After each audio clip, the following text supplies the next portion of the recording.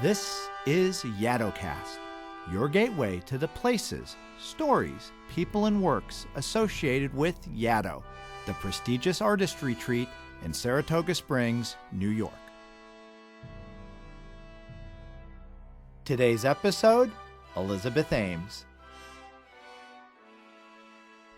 Support of YaddoCast comes from Spencer Trask & Company, a leading private equity firm focused on breakthrough ideas with far-reaching impact and potential. Details at spencertrask.com. Elizabeth Ames was Yaddo's first executive director and one of the key people responsible for turning Spencer and Katrina Trask's vision and support for Yaddo into a functioning and ongoing reality. The story of Elizabeth Ames is a remarkable story of stewardship, dedication, and longevity. Looking back, it is hard to imagine Yaddo becoming what it has become without Ames's leadership at Yaddo for almost 50 years. Born Elizabeth Knappen in Minneapolis, she was the daughter of a lawyer originally from upstate New York. After graduating from the University of Minnesota, she married John Carroll Ames in 1918. Their marriage was tragically cut short when John Ames died in World War I. Now a young widower, Elizabeth Ames visited her sister, Marjorie Waite, who was working for George Foster Peabody. George Peabody was a longtime friend and business partner of the Trasks, who had married Katrina Trask in 1921. Peabody assumed the role of president of Yaddo upon Katrina's death in 1922, and he began the process of transforming the Trasks' private Saratoga Springs estate into Katrina's inspiration for Yaddo. There were many important tasks to be undertaken. One of them was to survey the estate and make an inventory catalog of the mansion. That task was given to Elizabeth Ames on the recommendation of George Peabody. Her work clearly impressed the board because in the fall of 1923, the board of directors voted to ask her to return from Minneapolis and become Yaddo's first executive director. Between 1924 and 1926, Ames worked diligently to establish relationships and contacts with patrons, advisors, and critics in the worlds of art, music, and literature. Additionally, Ames began to oversee renovations in the mansion and the outlying buildings and studios and hire the staff that would serve Yaddo's guests. John Cheever does a great job of capturing the spirit of Ames's decision-making in those early years. Cheever recalls, quote, Ames hired a hard-nosed butler, a first-rate chef, a housekeeper with a keyring, and a host of maids. Working with the prudence of an explorer, she was able to invent a healthy balance between which was practical and that which regarded Mrs. Trask's memory, end quote. In 1926, as executive director, Elizabeth Ames welcomed the first group of Yaddo guests.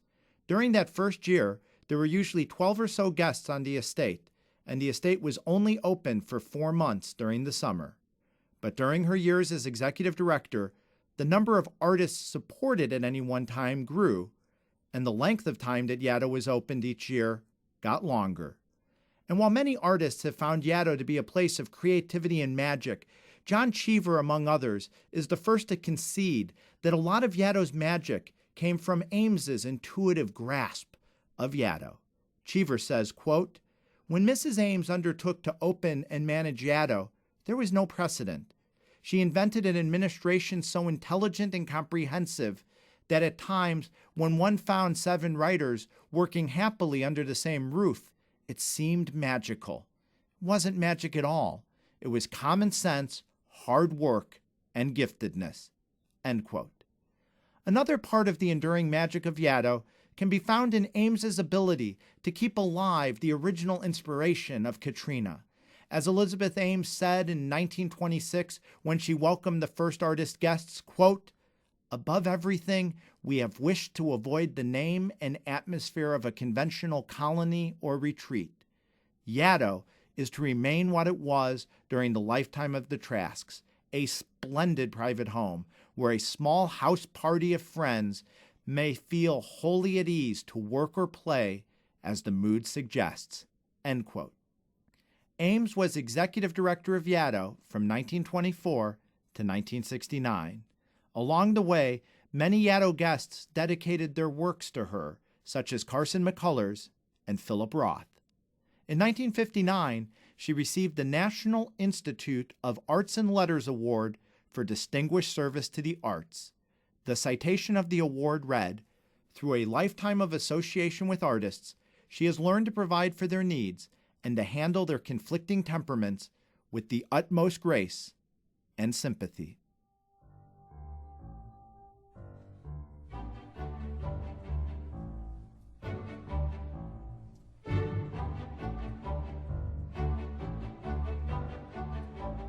In any corporation, the first executive director to hold the reins has an extraordinary power to establish that corporation's course for years to come.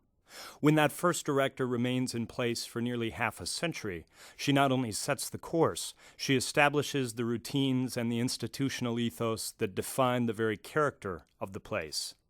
In 1923, Elizabeth Ames was appointed the first executive director of Yaddo. She lost no time in creating a network of advisors to help her reach out to the finest artists in all media, extend invitations and judge applicants, and select from these early guests a board of directors. These moves in many ways characterize what would be Ames's style of leadership for the next 4.5 decades, until she stepped down in 1969. As myriad documents in the Yaddo archives reveal, Ames's decision-making process was more fluid than codified, and most decisions flowed through her. While she valued input from various parties, she was not afraid to state her opinion in no uncertain terms. She was, truly, the matriarch of Yaddo. This designation is descriptive not only of the way Ames exercised power in the governance of the corporation of Yaddo, but also of the unique brand of care and encouragement she provided to resident artists. In his essay, Refuge and Crucible, Newton Arvin's Yaddo, Barry Worth refers to Ames as, quote, "a gracious and formidable war widow from Minnesota," and reflects upon the symbiosis between Ames, Yaddo guests, and their creative output in this manner, quote, "other than that they work hard while enjoying their stay and leave their fellow guests alone to do the same, the standards and conditions for whom to invite and how long to let them visit were entirely up to Ames." End quote.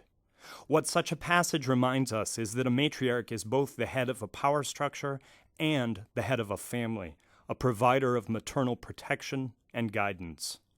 On a recent trip to the Yaddo estate, Public Affairs Coordinator Leslie Leduc showed us Holy Hill, one of the most revered places on the grounds, a private cemetery that, before the spruce forest came in so thick, had views of the mountains, lakes, and grounds in all directions. Katrina Trask is buried here, Leduc said, and there are stones for Spencer and the children, but they're buried in Brooklyn.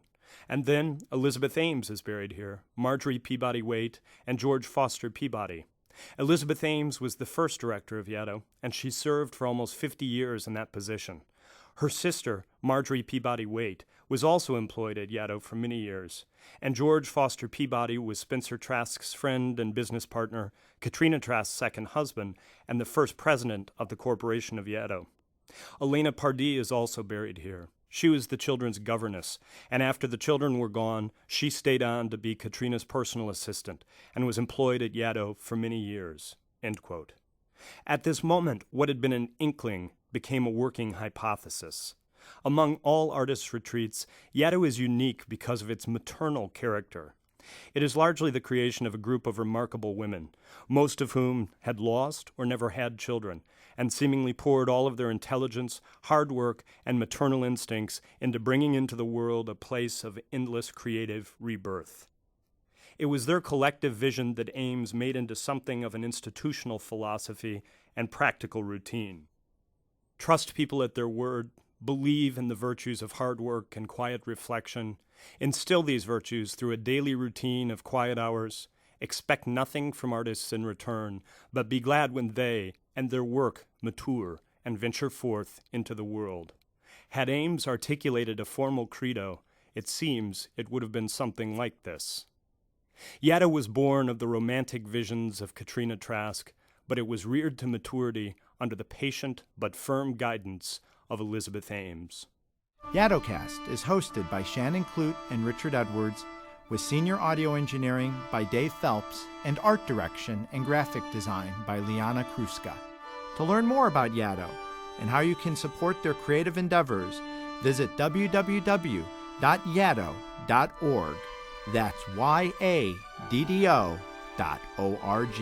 We're excited for today's episode include Marjorie Peabody Waite, Yaddo Yesterday and Today, Argus Press, 1933. A conversation with Leslie LeDuc, conducted at Yaddo, July 2008. Selected New York Times articles and Barry Worth's essay, Refuge and Crucible, Newton Arvin's Yaddo, in Yaddo, Making American Culture, edited by Mickey McGee, Columbia University Press, 2008. You can receive all future episodes of YaddoCast with the click of a button.